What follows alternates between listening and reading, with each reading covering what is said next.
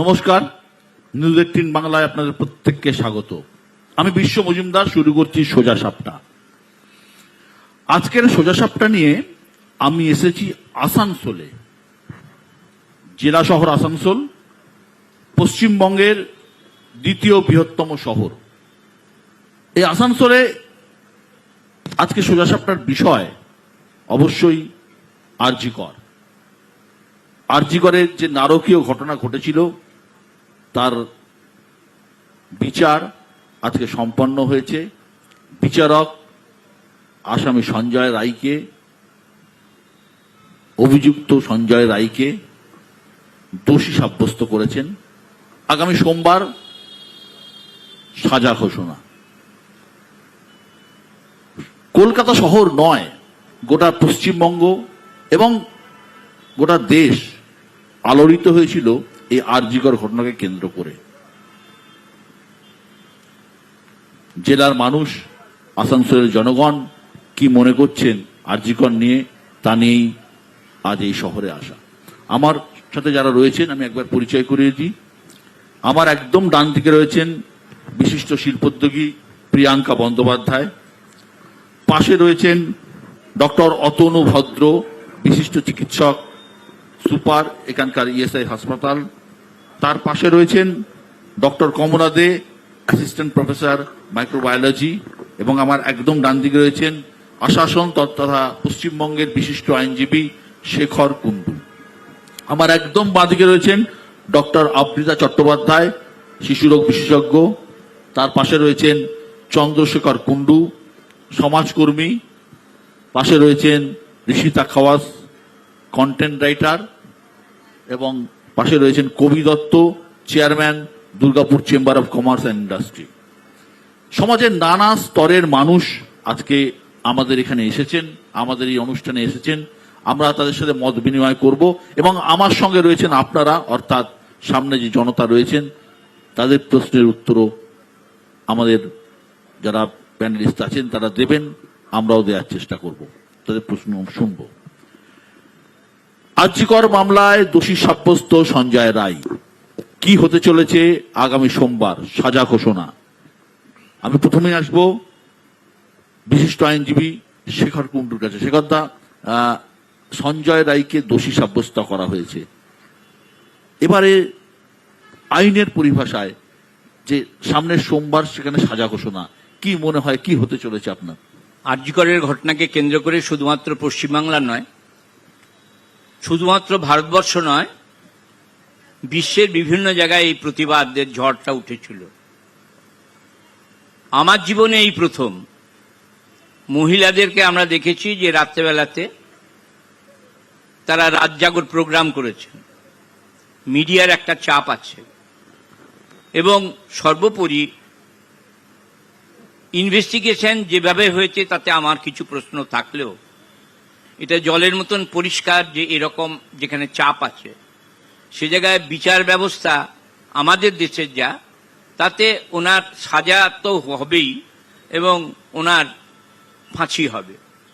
এ ব্যাপারে অন্য কোনো দ্বিমত নেই, হতে বাধ্য এবং হবেও।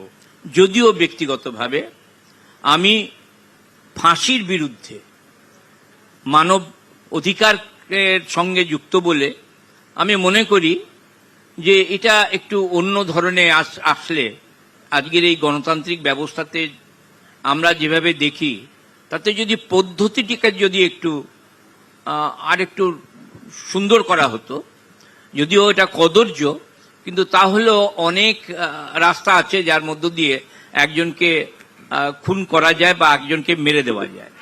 এই ঝুলিয়ে মারাটা এটা বড় কদর্য। চোখের বদলে চোখ, নাকের বদলে নাক, প্রাণের বদলে প্রাণ, এই যে দিক যেটা রয়েছে সেটার মধ্যে যাতে একটা মোলায়েম ভাব যাতে আসে, এটা যদি অন্য কোনো ডাক্তারবাবুরা বলতে পারবেন যে যার মধ্যে থেকে যন্ত্রণাটা কম পেয়ে যার যদি মৃত্যু হয় তাহলে সেটাকে ওয়েলকামেবল।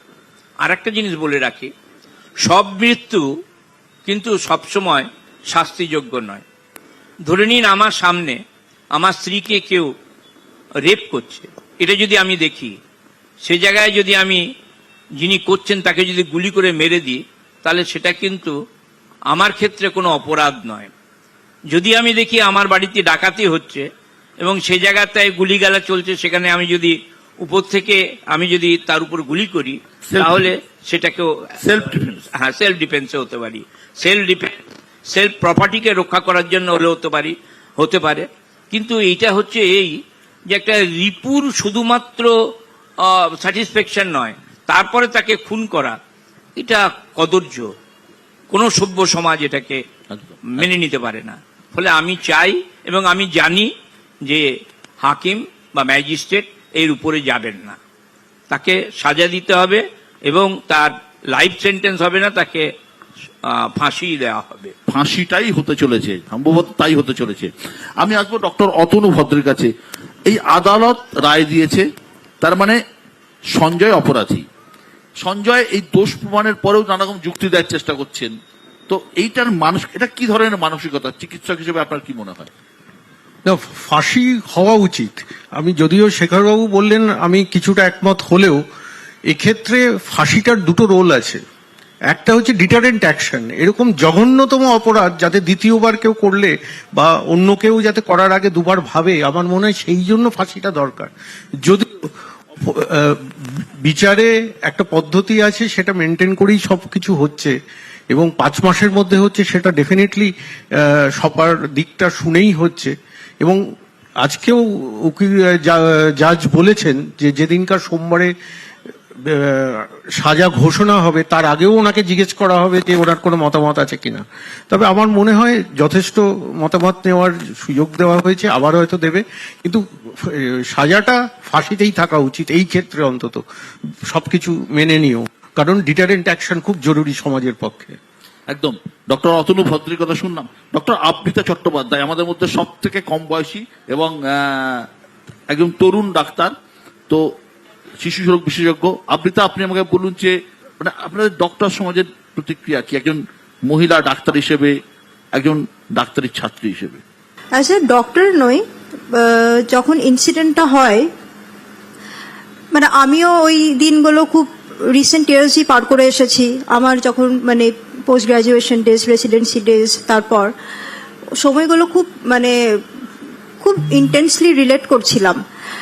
তখন ডাক্তার হিসাবে নয়, একটা মহিলা হিসাবে, যে ওই জায়গায় হলো তার নিজের একটা রেসপন্সিবিলিটি, তার নিজের অনকল, তার ডিউটি তাকে করতেই হবে, কিন্তু মানে সেফটি, সুরক্ষতা সেটা পুরোপুরি সংস্থার দায়িত্ব। এই ব্যাপারে যে ইনসিডেন্টটা হয়েছে সেটা প্রচণ্ডই হার্শ, কিন্তু 5 মাস হলেও মানে আমরা ইনফ্যাক্ট মানে শুধু পশ্চিমবাংলার মানে মানুষেরা নয়, গোটা বিশ্ব জুড়ে আমরা প্রচণ্ড আর কি জিনিসটা নিয়ে পরে মানে ইনিশিয়েট ছিলাম যে কেন এখনো কোনো বিচার কিছু হচ্ছে না। আমি মনে করি যে প্রশাসন এবং সিবিআই মিলে এতদিন যে সময় নিয়েছে, খুবই মেটিকুলাসলি কিছু একটা মানে সময় নেওয়ার একটা পিছনে কোনো রিজন আছে। সেটা শুধু এই ইনসিডেন্টের জন্য নয়, আপকামিং ডেজগুলোও যাতে মানে সেফটি, সুরক্ষতা সবকিছু যাতে বজায় থাকে, মহিলাদের ওয়ার্ক প্লেসটা তাদের মানে এনশিওর করা যে তাদের জন্য সেফ। শুধু আমাদের প্রফেশনে তো নাইট ডিউটি হয় না, অনেক অন্য প্রফেশনেও নাইট ডিউটি হয়। তো সবকিছু ভেবে নিশ্চয়ই যে ডিসিশনটাই নেওয়া হবে, সেটা আপকামিং মানে ডেজের জন্য, ফিউচারের জন্য, সবার জন্য আমার মনে হয় মানে ঠিকই হবে। কবি দত্ত একই কথা মনে করেন? না, অ্যাবসলিউটলি রাইট, একদম ঠিকই কথা। সব প্রফেশনে মেয়েরা আছে। আজকের দিনে মেয়েরা তো কাঁধে কাঁধ মিলিয়ে আমাদের সঙ্গে সবকিছু, ব্যবসাও করছে, গাড়িও চালাচ্ছে, ঘরও সামলাচ্ছে, চাকরিও করছে।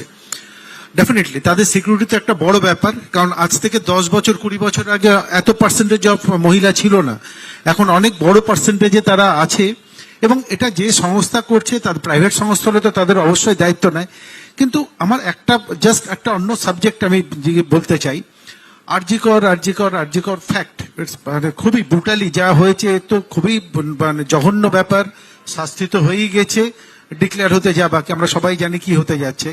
বাট এইরকম ঘটনা কিন্তু আরো ঘটে আরজিকরের বাইরে, ছোট ছোট জায়গাতে, ছোট ছোট শহরে, ছোট ছোট গ্রামে।